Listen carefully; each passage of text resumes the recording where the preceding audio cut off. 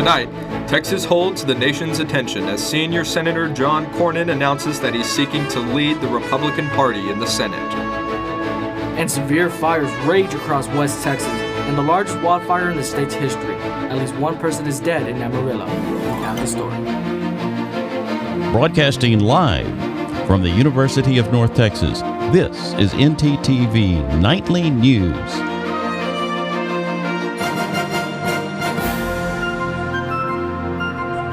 Good evening. Thank you for joining us on ntTV Nightly News. I'm Sebastian Nava. And I'm Benjamin Wolf.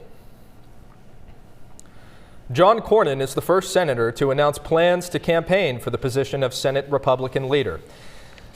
This comes after Senator Mitch McConnell announced his resignation, official in November. Cornyn is a 22-year veteran of the Senate and served as McConnell's right-hand man. However, he will be the only one of several senators who want this job. The Republicans haven't chosen a new leader since 2007, when McConnell was elected. Begins his campaign. Top presidential candidates from both the Democratic and Republican parties have arrived here in our home state of Texas to strengthen theirs. Today, President Joe Biden arrived in Brownsville to receive a briefing by U.S. Customs and Border Protection regarding the immigration crisis. Meanwhile, former President Donald Trump made an appearance in El Rio to speak on his immigration policy and to meet and greet Texans. With Super Tuesday just 5 days away, both primary candidates are attempting to make their mark on Texas voters and influence their decisions on the ballot. As the controversy over Texas state immigration laws intensify, a federal judge in Austin has blocked a Texas law. It was set to take effect this past Tuesday and would allow Texas law enforcement agents to arrest and detain any individual they deem to be entering the country illegally. Judge David Allen Ezra said that it would open the door to individual states passing their own versions of federal immigration laws. The immigration issue is expected to be important for voters as the country gets closer to November. But there is also big political events on the local level. Here in Denton, the office of mayor is on the line in the March 5th elections. ntTV's Avery Callens interviewed all three Denton mayoral candidates on the ballot in this series, Making the Mayor. These exclusive interviews give an insight into each of these candidates' stories and why they're running for office. Callens asked our last mayoral candidate, Stephen P. Dillenberg, what makes a good Denton mayor? I think somebody who cares, somebody who will look at someone in the eyes and say, how are you today? And if they say, I need this, you will legitimately consider whatever it is without any consideration of what that does to your personal financial statements. If you can't do that, I think you're disqualified. Dillenberg also promised action on some issues that might lie outside of traditional mayoral duties. So that's my guarantee, like we talked about.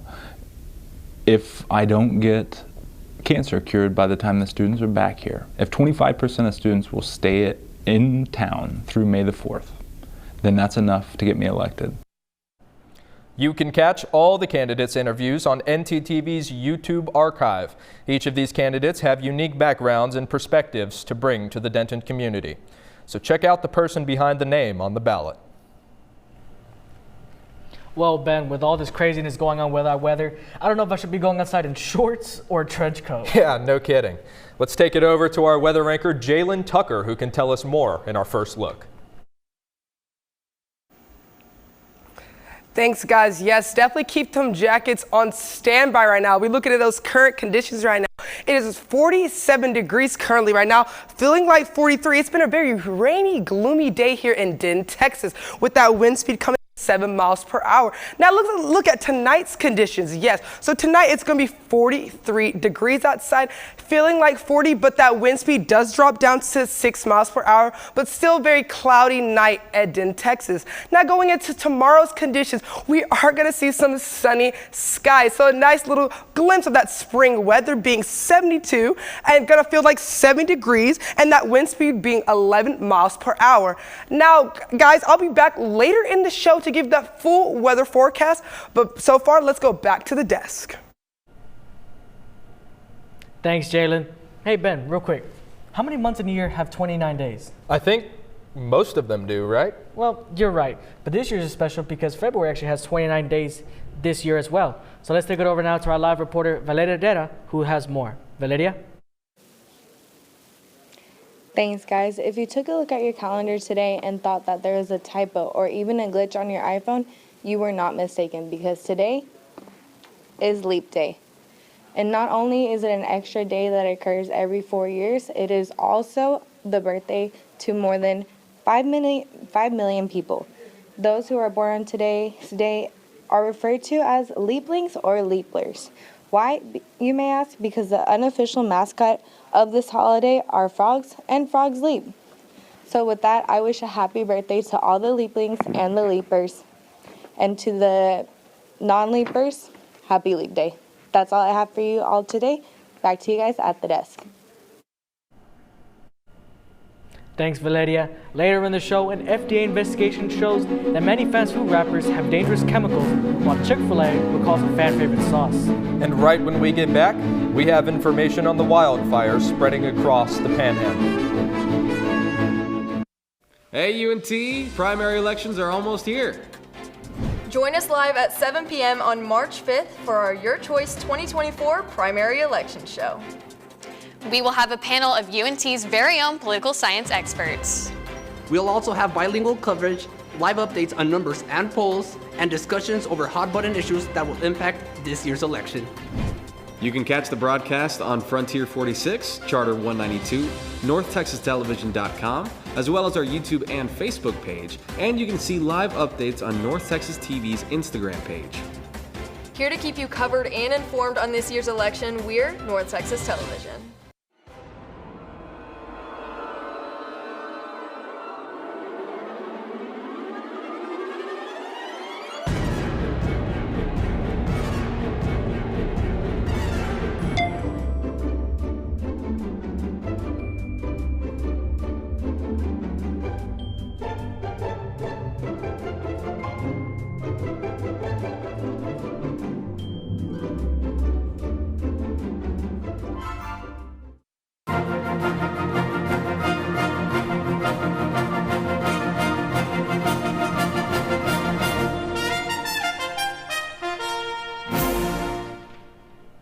You're now watching Texas burn. As today, wildfires rip through the Texas Panhandle. The Smokehouse Fire is now the worst wildfire in Texas history. But there may be good news today, as it snowed in the Panhandle, helping hundreds of firefighters, which, as of today, includes crews from the Denton County Fire Department. Still, one person has died, and many across Texas and Oklahoma are still at risk. For more, CNN's Ivan Rodriguez is in Fritch, Texas, one of the communities left devastated by the infernos. Holy cow. The small town of Fritch, Texas, now charred and covered in ash. It's kind of helpless. Fritch was caught in a cross-section of several wildfires burning across the Panhandle. The largest of those blazes, the Smokehouse Creek Fire, has burned more than 1 million acres so far in Texas and Oklahoma, making it the largest fire on record in the Lone Star State, officials confirmed Thursday. Add to that at least 4 other wildfires, burning tens of thousands of additional acres. It's truly heartbreaking because their home is a symbolic of what's happened all over the county here. Agricultural agent Andy Holloway estimates around 80% of the land in just one county has burned, and 5,000 heads of cattle have been killed, numbers that could rise in the region as damage assessments come in over the days ahead. And then there's the grim task of searching burned homes. There's a chance that there may be people that did not survive and were trapped by the fire. Several school districts have canceled classes for the rest of the week, with some now turned into donation drop-off centers. It's really overwhelming just to see that outpouring of support. As the firefighting efforts continue, there is one thing that cannot be touched by the flames. Community's been through this before, and so, we pulled together then, and I know we'll pull together again. In Fritch, Texas, I'm Ivan Rodriguez reporting. Dangerous chemicals in food wrappers may pose a threat to the health of consumers. Our very own Jackson Berry is here in the studio to shed some light on this topic. Jackson?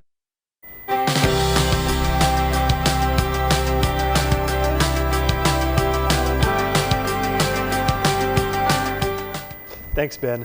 Everyone wants to keep danger outside of their homes at all times, but there may be something deadly in your pantry at this very moment. The Food and Drug Administration found that there are dangerous forever chemicals that are used in food packaging throughout the United States. On Wednesday, the FDA announced that materials like fast food wrappers, microwave popcorn bags, and pizza boxes were all major sources of exposure to PFAS. That's a chemical known to cause certain types of cancers. The chemical itself was actually banned in the U.S. in 2011 due to safety concerns, but it's still showing up in products to this day. The FDA estimates it could be another 18 months until products containing the substance are completely phased out. So far, only 12 states have moved to ban or phase out the PFAS in food packaging, and Texas is not one of them. Chick-fil-A has also had some safety concerns recently, but not about their packaging.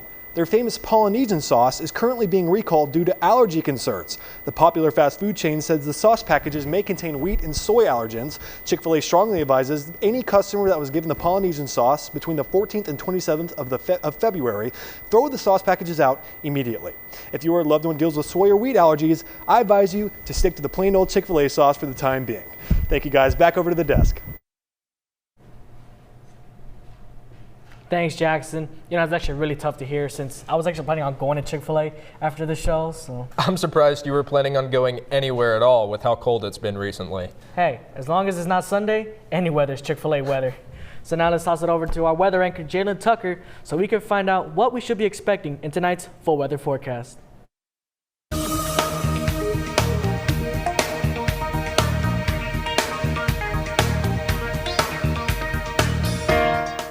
Thanks, Sebastian. Yeah, let's look across North Texas right now here in Denton. It is 47. As you can see, we're definitely looking in those lower 40s here on that side of like Decatur and Graham, Texas. And even in Fort Worth, it's 55. And in Dallas, it's 52. Now let's look across the whole state of Texas right now. As you can see in Abilene, it is 44 degrees outside. Even in El Paso, it is 57. Now up here on the Panhandle here, it is 37 in Amarillo and 38 in Oklahoma City. Even down in Austin, Texas, we're 47. And in Houston, it's 55. So we're definitely looking at those chilly weathers. Now let's look across the whole right here, as we can see, the whole 7-day forecast.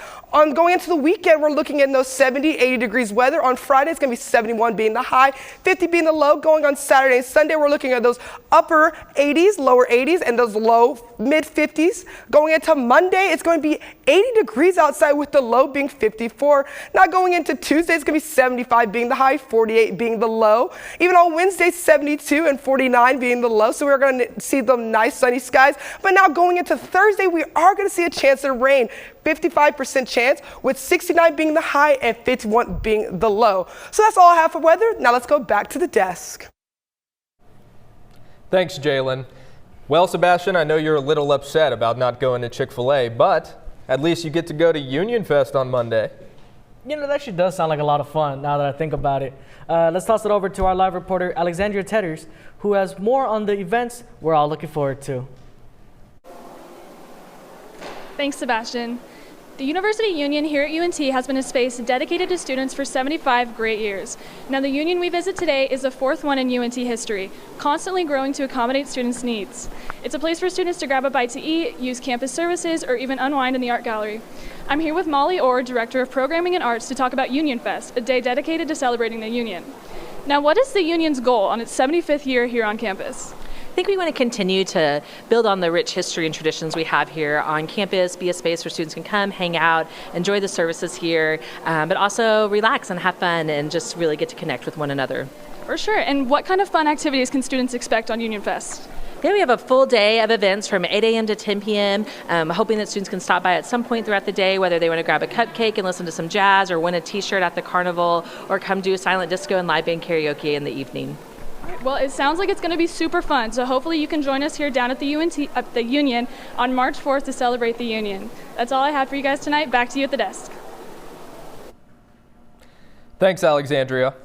Well, one man has seen 10 years of Union Fest is our president, Neil Smatrisk. 2 weeks ago, he announced he was stepping down from his position after almost 10 years of service. ntTV's news director, Mauricio Ortiz Segura, sat down with him for an exclusive interview. And tonight, we bring you the third part in this series. Looking into this next part of your career, next part of your life, what are you most looking forward to? Well, you know, I'm going to do a little teaching. I might work in some leadership classes and talk to some people about real live higher ed experience. Fooling around with a couple new course ideas and a couple new programs, but I'm also going to keep working on entrepreneurship and innovation, both with the city of Frisco and the new plug-and-play contract that they've developed, as well as with our own students. So I want to do some mentoring and some leadership development in both formal and informal ways. And I think that's something STEM students and engineering students could really use, and those are kind of my people. That's awesome. Are there any like specific subjects that you want to teach while you're here? I think I'd really love, we have something most of you don't know is we have a food studies program. It's infancy, it's just kind of starting, but food's big right now, and I'm a foodie. So I'm thinking I could contribute to that with some food science classes. I've been invited also, I guest chef over in the hospitality program in the culinary. So, you know, doing a few things that are fun for me, but still matter to students, and just enjoying that connection as a mentor and someone who's enabling education and dreams. Under this team's leadership, and you have to acknowledge a president depends on a team. We've got a great team, and they've done a fantastic job in advancing our mission. But under this team, we have become the nation's #1 college food. I'm really proud of that, okay? Food matters. People come to universities because the food's good or bad, or not because it's bad. Eagle Landing was a concept that I launched. I said, when I went out to a Legacy Hall in Plano, and I saw how cool it was, I went, we need that. We don't need another dining hall. We need a restaurant concept. And so from the fun perspective, the food here is amazing. Eagle Landing is kind of the cherry on top of the sundae. And the fact that we grow 2/3 of our greens hydroponically, that we make all of our own baked goods organically, those are all things that show we care not just about your education, but how you engage the campus and experience it. And so, yeah, that's kind of fun. This is the third part of our 4-part series with the UNT president. Join us Monday night for the final part of this series with Neil Smatrisk. Well, Sebastian, do you listen to Beyonce or Taylor Swift? Not really, but I've heard about their movies. Oh, well, we'll have some information on that and how these superstars' movies are boosting AMC's ticket sales. And later in the show, our live reporter Landry Brady has more information on how Beyonce is also affecting the fashion industry. There's no harm in wanting to have fun while in college, but it's easy to lose track of how much you've had. Apps like Drink Control and Alkadroid can help keep track of your consumption and blood alcohol levels. If you or someone else does drink too much, the signs of alcohol poisoning are as follows: pale skin, vomiting, confusion, low body temperatures, irregular breathing, blacking out, and is hard to wake up or cannot be woken up. Dude, are you okay? Hey, what's wrong? Wake up. It's an exciting time of year, but it's important to be responsible. If you suspect someone is suffering from alcohol poisoning, get help immediately. You will not get in trouble for seeking help if you are underage. For more info and resources, go to UNT's Division of Student Affairs. Has this ever happened to you? My bike! My bike is gone! Stolen bikes are an epidemic sweeping college campuses across America. What am I supposed to do? It's quite simple. The We Mean Green Fund has partnered with the UNT Police Department to offer free bike locks to any UNT student with a bike. Just show up with your bike in tow and ask. Now I'll never lose my bike ever again. Enough worrying. Get your bike lock today.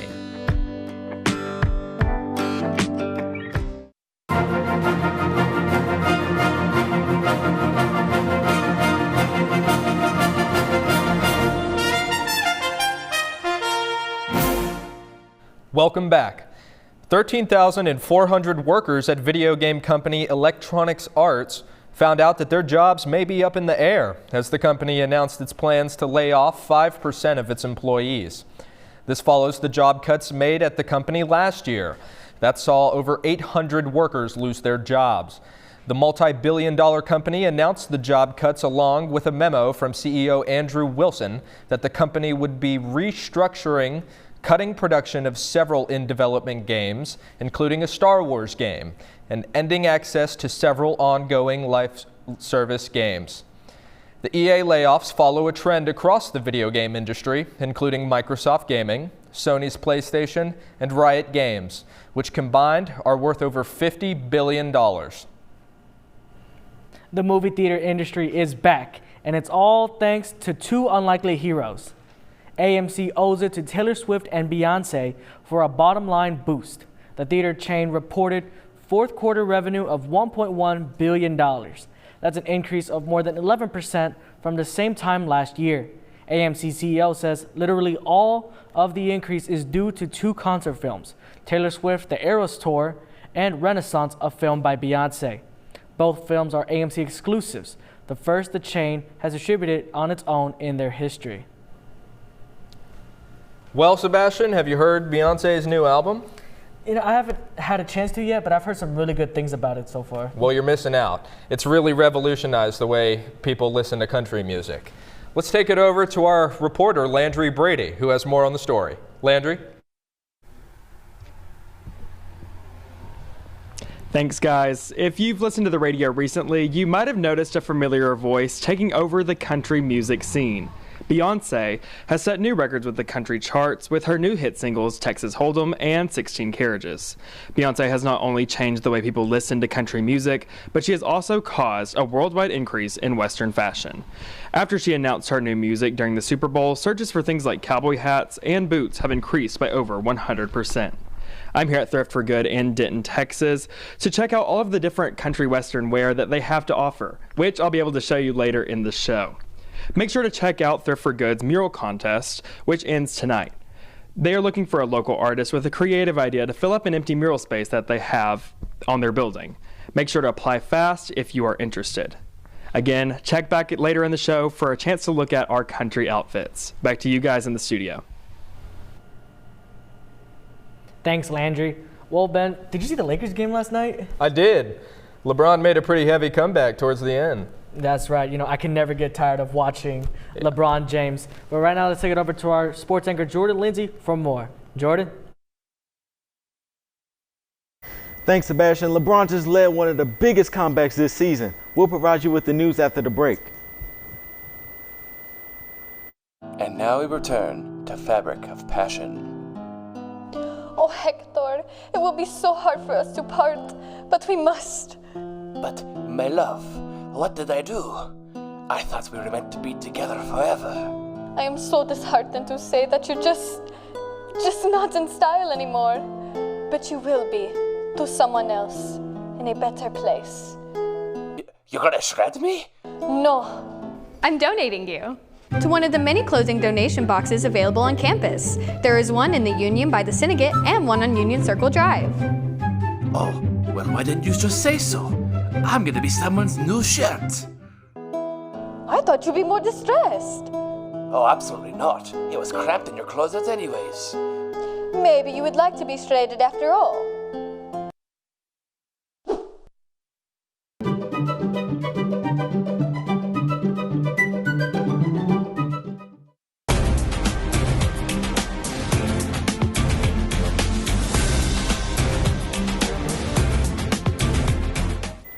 LeBron James put on yet another great performance last night, proving once again why they call him the King. The 39-year-old veteran nearly single-handedly led a 21-point comeback against the Los Angeles Clippers. James scored 19 of his 34 points in the fourth quarter, hitting 11 of the Lakers' final 12 shots. The Lakers went on to win the matchup 116-112. I can say that I would never get tired of a performance like that, and I can't wait to see what is next for the King. Another note about it last night as the UNT basketball team defeated Tulane in an 80-76 finish. Mean Green forward Aaron Scott was the leading scorer with 19 points. The Mean Green only had 3 games left in the season, facing conference opponents like Eastern Carolina, Rice University, and a rematch at home against Florida Atlantic. They'll have to win those and get hot if they want the shot at winning the American Athletic Conference Tournament. The Texas Women's University softball team is off to a fantastic start this year. I had the chance to visit the team to see what approach they might have towards the season. The Texas Women's University softball team kicked off their season just nearly a month ago. All-American pitcher Alyssa LeBlanc talked about her approach to this season. This season is something very special for all of us. We have a lot of talent that came on within this team, and I'm just very excited and looking forward to the rest of the season. I've been learning a lot throughout the season. Being a fifth year, I've learned a lot throughout all 5 years here, and looking up to my mentors throughout the years and just taking out throughout the entire team. Last year, the softball team compiled an overall record of 25 wins and 28 losses. This season, they're off to a great start, winning 5 of their first 6 in-conference games. Head coach Gabe McNutt talked about what differences she's seen in the team. Oh wow, this is a completely different team. We've got a lot of young kids, a lot of freshmen in the lineup, as well as a good mixture of upperclassmen. So it's a completely different team, basically. They're exciting to watch. They have a lot of fun playing. They bring a lot of passion to the game, and it's exciting to watch.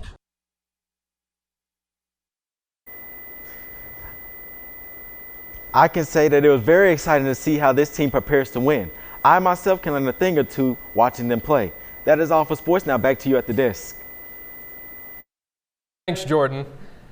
I'm telling you, Sebastian, you have to listen to Beyonce. It's non-negotiable. All right, no, you got me. I can see she's got everybody feeling, that country spirit, including our live reporter, Landry Brady, who's got quite an outfit to show us. So show us the fit, Landry.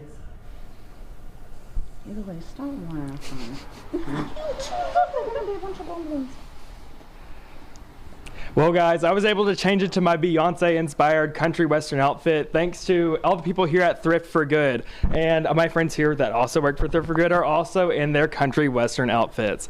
So make sure to check them out anytime for all your thrifting needs. Back to you guys in the studio. Thanks for watching ntTV Nightly News. Join us again next week right here on North Texas Television.